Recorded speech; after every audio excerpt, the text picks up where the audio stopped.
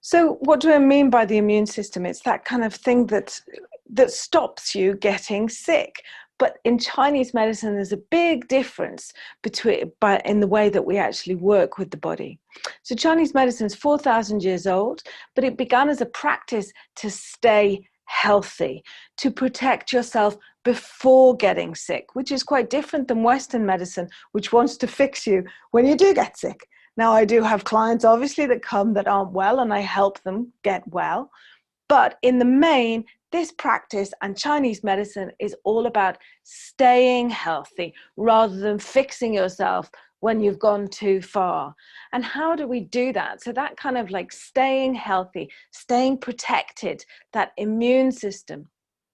Well, the immune system is from three things. We need to increase energy, we need to reduce stress, and also work on this thing called the Wei Qi. Now, the Wei Qi, that's why I wanted to have a little chat. The Wei Qi is almost kind of like this protective boundary that goes all around us. And if you're old enough to remember, it's a bit like the ready brek glow.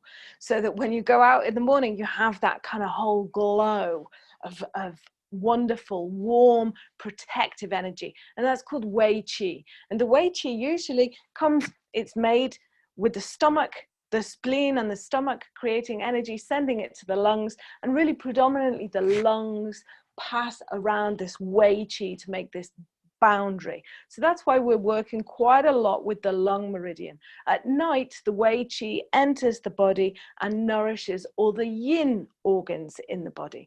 Now, unfortunately, there's not a magic button that kind of like turns the Wei Qi on and off.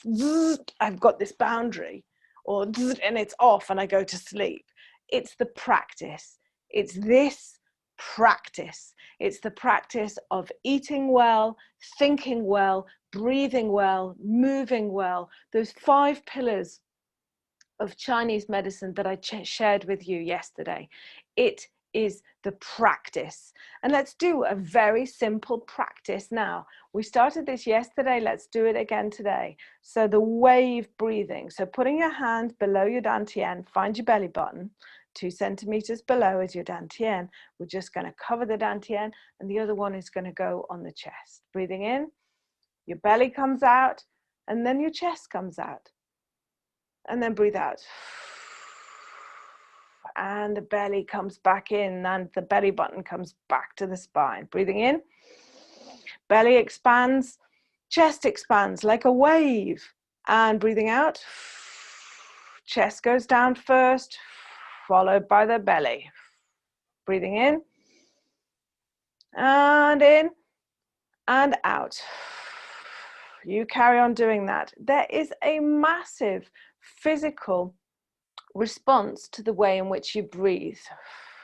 So this kind of Wei Qi, this protective barrier that we need, it is really the way that you breathe affects the way that you feel, and the way that you feel affects the way that you breathe. If you're very stressed, you're breathing up here.